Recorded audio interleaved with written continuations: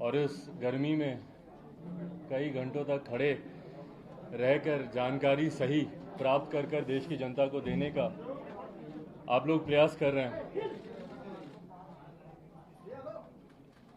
कुछ समय से मेरी खुद की तबीयत ठीक नहीं चल रही थी और उस बीच में जिस तरीके से ये पूरा घटना चक्र घटा, मेरे लिए भी शारीरिक तौर पर थोड़ा सा कठिन हो रहा था। हर समय हर परिस्थिति में को जानना, उसके ऊपर निर्णय लेना, उसको आप सबके सामने रखना। कई बार दवाई लेकर नहीं हिम्मत हो रही थी कि मैं खड़ा रह पाऊँ या ज़्यादा बातें कर पाऊँ। आज भी इसीलिए आप लोगों के सामने आया हूँ। आप लोगों के सवालों का जवाब भी दूंगा। जो भी प्रश्न आपके मन में होंगे वो ज़रूर आप लोगों के सामने रखूंगा। पर इतना मैं ज़रूर कहूँगा कि मुझे नहीं लगता कि एक प्रेस कॉन्फ्रेंस में सारी बातें क्लियर होंगी। लड़ाई लंबी है, कई बार हम लोग की ऐसी मुलाकातें होंगी और समय समय पर जो भी आपके क्वेश्चंस होंगे, जो भी आपके प्रश्न होंगे या जो भी अपनी तरफ से मुझे लोक जनशक्ति पार्टी के पक्ष में जिन बातों को रखने की ज़रूरत होगी, वो समय समय पर आप लोगों के सामने आकर मैं उसको रखता रहूँगा। साथियों, आप सब ने देखा, मैं 5 मिनट में पहले अपनी बातों को रख लूँ, फिर आपके जो सवाल होंगे मैं उनको लेता रहूँगा। आप सब ने देखा 8 अक्टूबर को मेरे पिताजी का निधन हुआ। उसके बाद तुरंत चुनाव में उतरने की बात आई।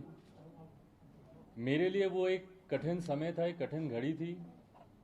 एक तरफ पापा की बॉडी भी अभी हॉस्पिटल से घर नहीं आई थी और हम लोग चुनाव में उलझे रहे। पूरा समय, मैं ईमानदारी से बोलूं, वो 40 दिन का लगभग का समय, 1 महीना 35 दिन का समय ढंग से घर पे घर वालों के साथ बैठ के पापा को याद करने का, उनको सोचने का वो समय ही वैसा नहीं मिल पाया।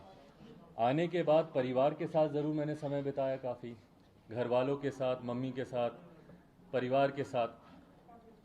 और उसके बाद वापस हम लोगों ने कि किस तरीके से इस चुनाव में और इस चुनाव के परिणाम पर मैं एक बात ज़रूर बोलूँगा प्रमुखता से कि इस चुनाव में मिली लोक जनशक्ति पार्टी को जो एक बड़ी जीत हम लोग की हासिल हुई है। जीत, चुनाव में जब आप इलेक्टोरल पॉलिटिक्स में होते हैं तो कई बार जीत को सिर्फ और सिर्फ संख्या से आंका जाता है कि भाई आपके कितने विधायक आपके जीत के आए, कितने सांसद आपके जीत के आए।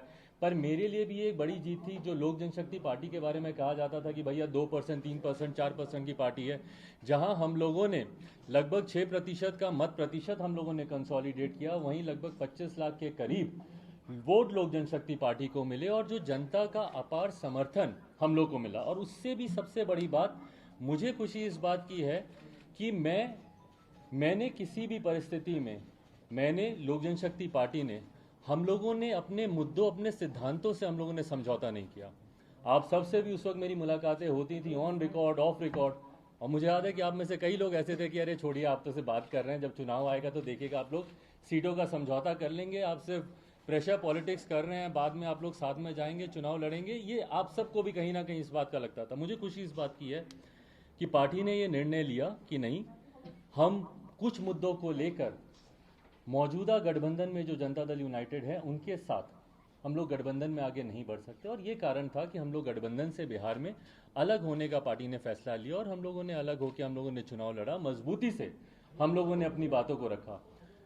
आज जब चुनाव खत्म हुए उसके बाद से कहीं ना कहीं निरंतर, और चुनाव के दौरान भी, चुनाव से पहले भी, मुझे याद है जब पापा अस्पताल में भी थे तो उस वक्त भी कई बार कुछ लोगों द्वारा और जनता दल यूनाइटेड के द्वारा खास तौर पर मेरी पार्टी लोक जनशक्ति पार्टी को तोड़ने का प्रयास निरंतर तब भी किया जा रहा था। मुझे याद है कि मेरी शायद पापा की जब आखिरी बार बात पार्टी के कुछ नेताओं से हुई थी, जब वो आईसीयू में थे, तो उस वक्त भी जब उनकी बात हुई तो उन्होंने इसी बात को कहा कि क्यों मीडिया में इस तरीके की भ्रामक खबरें आती हैं। उनकी चाचा से भी बात हुई, चाचा को भी उन्होंने इसी बात के बारे में कहा कि क्यों बार बार ये खबरें आती हैं कि भाई पार्टी टूट रही है, पार्टी अलग हो रही है, इस तरह की जानकारी क्यों आती है। बट बहरहाल निरंतर एक लंबे समय से एक बात स्पष्ट थी कि पार्टी में कुछ लोग जो संघर्ष के रास्ते पर चलने के लिए तैयार नहीं थे, जो चाहते थे कि भैया हम लोग कंफर्टेबल पॉलिटिक्स में रहें, कि चलिए जो हो रहा है ठीक है, होता रहे, ऐसे ही गठबंधन है, ठीक गठबंधन है, लड़ेंगे, जीतेंगे। और हकीकत है, मैं इस बात को मैं झुठला नहीं रहा हूँ कि अगर जनता दल यूनाइटेड, लोक जनशक्ति पार्टी, भारतीय जनता पार्टी, तीनों दल अगर साथ मिलकर बिहार में विधानसभा का चुनाव लड़ते तो हम लोग का एक तरफा जिस तरीके से लोकसभा में हम लोग 40 में से 39 सीटें हम लोग जीते, विधानसभा में भी हम लोग का परिणाम उसी तरीके से आता। पर उसके लिए मुझे नतमस्तक होना पड़ता मौजूदा मुख्यमंत्री नीतीश कुमार जी के सामने, उसके लिए मुझे समझौता करना पड़ता अपनी नीतियों से। मैंने बिहारी फर्स्ट विजन डॉक्यूमेंट जो पूरे बिहार में हम लोगों ने घूमकर हर एक जिले हर एक प्रखंड में जाकर वहाँ के लोगों से सुझाव लेकर जो हम लोगों ने तैयार किया था उसको सम्मिलित करने से साफ इनकार कर दिया गया। किसी भी गठबंधन में एक नॉर्मल प्रैक्टिस रहा है कि आप कॉमन मिनिमम प्रोग्राम आप ड्राफ्ट करते हैं, साझा न्यूनतम कार्यक्रम के हिसाब से सरकार चलती है। और मेरा भरोसा नहीं था कि भैया आपका साथ निश्चय बिहार में विकास कर सकता हूँ।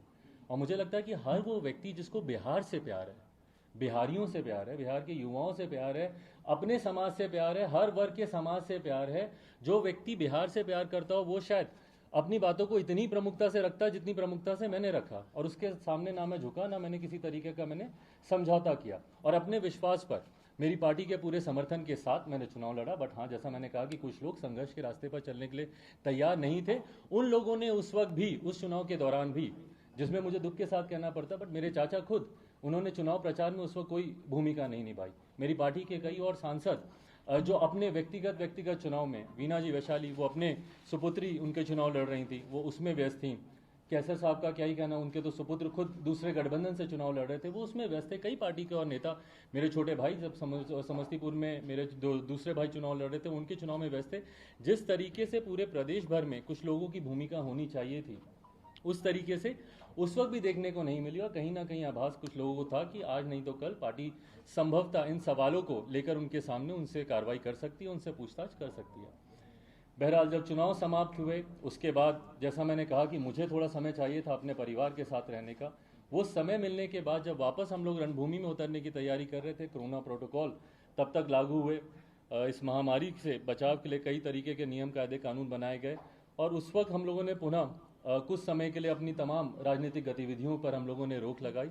और उसके फिर तुरंत बाद मुझे टाइफाइड हुआ और संजोग ऐसा कि इस बार हालत इतनी ज़्यादा ख़राब हुई कि लगभग 40 दिन से ज़्यादा का समय मुझे लगा अपने आप को बेहतर स्थिति में लाने के लिए। अभी भी रिकवरिंग में ही हूँ, पूरी तरीके से रिकवर नहीं हो पाया हूँ, पर वो समय ज़रूर लगा। और तब तक दुख मुझे इस बात का है कि जब मैं बीमार था, जब मैं बिस्तर पे था, उस वक्त मेरे पीठ पीछे जिस तरीके से ये पूरा षड्यंत्र रचा गया, इस बात का मुझे दुख है कि अगर किसी को भी कोई भी तकलीफ होती, और जबकि मैंने निरंतर प्रयास किया अपने चाचा से संपर्क साधने का, उनसे बात करने का, चुनाव के बाद से लगातार मैंने कोशिश की कि मैं उनसे बात करूं, अगर किसी तरीके की कोई समस्या है या उनको अगर किसी तरीके की बातें मेरे सामने रखनी हो।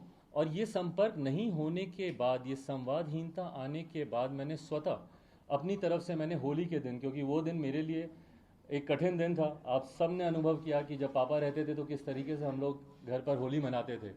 पर उस दिन ना सिर्फ पापा के नहीं रहने की वजह से ना सिर्फ होली फीकी थी, बल्कि उस दिन मेरे साथ परिवार के भी लोग नहीं थे, चाचा नहीं थे, कोई नहीं था। तो उस दिन मुझे वो अकेलेपन का एहसास हुआ। और उस दिन मैंने उनको पत्र लिखा, जो पत्र मैंने कल या परसों मैंने अपने ट्विटर हैंडल के माध्यम से आप सबके बीच साझा भी किया। और उस पत्र में भी अगर आप पढ़ेंगे तो अंत में मैंने यही लिखा कि कुछ भी है आप बात तो कीजिए, आके आप मुझे बुला लीजिए, जो भी आप अपनी बातों को रखिए। पिछले 2 दिन से जब ये घटना चक्र भी चल रहा था, मैं जानता हूं कि आप सब भी काफ़ी जानना चाह रहे थे कि भाई मैं क्या कहना चाह रहा हूं, मेरा क्या पक्ष है। बट मैंने अपनी तरफ से अंत तक मैंने प्रयास किया कि पार्टी और परिवार दोनों को एकजुट करके रख सकूं। लास्ट तक मैंने कोशिश की। आपने देखा कल परसों चाचा के मैं घर भी गया, वहाँ पर जाकर भी मैंने कोशिश की। कल भी मैंने अंत तक, दोपहर तक, मम्मी खुद व्यक्तिगत तौर पर वो भी प्रयास कर रही थी चाचा से संपर्क साधने का। 10-15 दिन से वो अलग अलग माध्यम से उन्होंने भी कोशिश की कि उनसे बात करें। और परिवार की बात है, और मैंने एक बार पहले भी कहा था जब पारिवारिक एक और मसला आया था कि मैं बहुत ज़्यादा सहज महसूस नहीं करता हूँ परिवार की बातों को सार्वजनिक तौर पर करने के लिए। पर कल जब अंत में आते आते जब इस बात का एहसास हुआ कि शायद अब चीज़ें अब हाथ से निकल गई हैं, और जो मेरी कोशिश परिवार और पार्टी को एकजुट रखने की थी, जब वो सफल नहीं हुई, तो उसके बाद हम लोगों ने कल पार्टी की राष्ट्रीय कार्यकारिणी की बैठक बुलाई वर्चुअल मीडियम से। और उसमें, क्योंकि पार्टी में अनुशासन कायम रहे, ये जिम्मेदारी भी मेरी है। कॉन्ट्ररी टू द बिलीफ कि कुछ लोग जो इस बात का दावा करते हैं या इस बात को कहने की कोशिश कर रहे हैं कि अब चिराग पासवान लोक जनशक्ति पार्टी के राष्ट्रीय अध्यक्ष नहीं रहे, उन्हें हम लोगों ने राष्ट्रीय अध्यक्ष से हटा दिया।